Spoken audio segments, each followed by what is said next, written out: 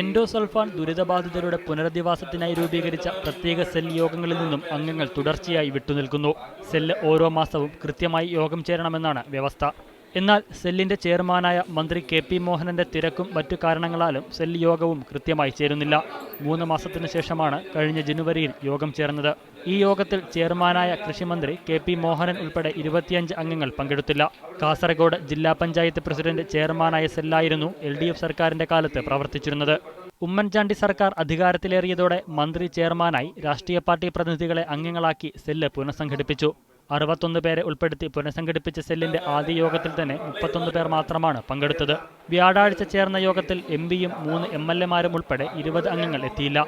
അംഗങ്ങൾക്ക് തിരക്കായതിനാലാണ് യോഗത്തിൽ പങ്കെടുക്കാത്തതെന്ന് മന്ത്രി പറഞ്ഞു. സെല്ലിന്റെ യോഗം നടന്ന് കൃത്യമായ റിപ്പോർട്ട് കിട്ടുക, അതിൽ പറയുന്ന കാര്യങ്ങൾ അടുത്ത യോഗത്തിന്റെ മുമ്പേ പൂർത്തീകരിക്കുക എന്നതാണ് ഞങ്ങളുടെ ഉദ്ദേശം. സെല്ലിന്റെ വിവിധ സബ് കമ്മിറ്റികളുടെ ചെയർമാൻമാർ ജില്ലയിലെ 5 MLAമാരാണ്. സബ് കമ്മിറ്റി കൃത്യമായി യോഗം ചേരാറില്ല.